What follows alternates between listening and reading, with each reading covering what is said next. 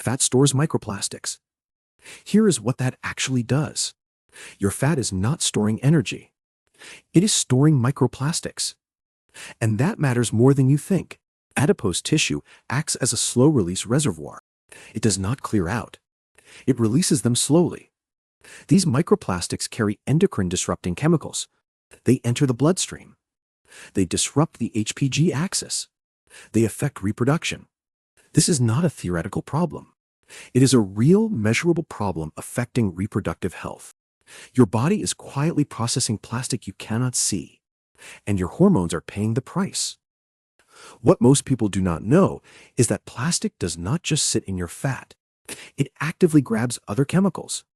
When microplastics absorb copollutants, they alter their bioavailability and bioconcentration factors.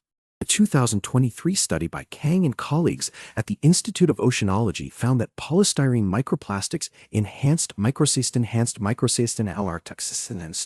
alarmism. This is not just additive. It compounds the damage. And when you add acetochlor, a common pesticide, the harm multiplies. A follow-up study confirmed this. The plastic does not just carry toxins, it transforms them. Worse still, these effects persist across generations.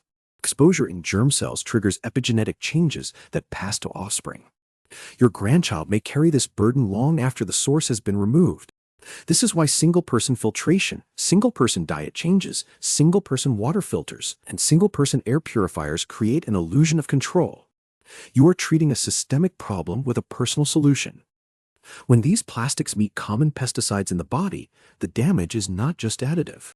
It multiplies. A study at the Institute of Oceanology found that when zebrafish were exposed to both polystyrene microplastics and microcystin, a toxin in water blooms, the reproductive damage was not simply worse. It was fundamentally different. The plastic did not just carry the toxin. It amplified its effect on the gonads. Then add acetochlor, a common pesticide found in agricultural runoff, and the harm compounds. The microplastics make the pesticide more potent. It is not just two bad things. It is a chemical cocktail where each component unlocks the next. And here is where it gets truly unsettling. These exposures do not stop with you. When germ cells are exposed, they pass on epigenetic changes to offspring. Your grandchild may carry this burden long after the source has been removed. This is why the next thing I need to show you is why this affects you specifically in ways you might not expect. Here is what nobody tells you about that feeling of fog. It is not just your hormones. It is the signal that tells your body to rest and repair. When you cannot sleep, when you cannot focus, when you feel like you are running on empty, even after 8 hours, this is not in your head. A study from the University of Gothenburg found that microplastic exposure elevated cortisol and disrupted the HPA axis in mice. Your nervous system is not malfunctioning. It is responding exactly how it should to a toxic environment. And here is the part that haunts me. The same compounds that raise cortisol also thin the uterine lining and scramble the timing of ovulation.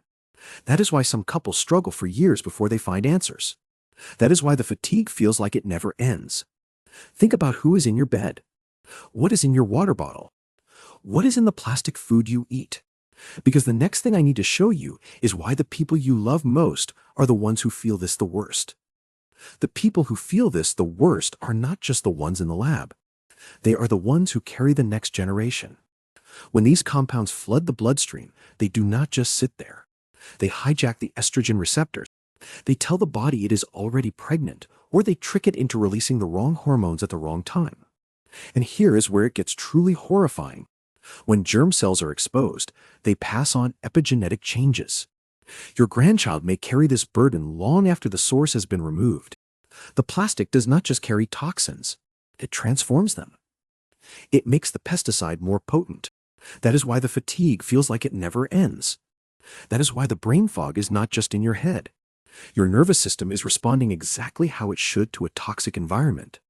Because the next thing I need to show you is why this affects you specifically in ways you might not expect. But here's what I did not expect when I started measuring what happens inside the body when these compounds reach the bloodstream. The plastic does not just sit in your fat. It alters the metabolism of the fat cell itself. It changes how your body breaks down lipids. It changes how your body transports cholesterol. It changes how your body produces hormones. A study by Lai and colleagues at the Harvard T.H. Chan School of Public Health found that microplastic exposure altered the expression of genes that control lipid metabolism in adipocytes. This means your body is not just storing plastic. It is being reprogrammed by it. Even after you remove the plastic, the hormonal disruption persists. The body has been changed. And here is what I did not expect. The plastic does not just sit there. It pulses. It releases waves of chemicals over time. This is why the disruption feels like it never ends. And here is what I did not expect. The plastic does not just sit there. It pulses. It releases waves of chemicals over time. This is why the disruption feels like it never ends. The plastic pulses.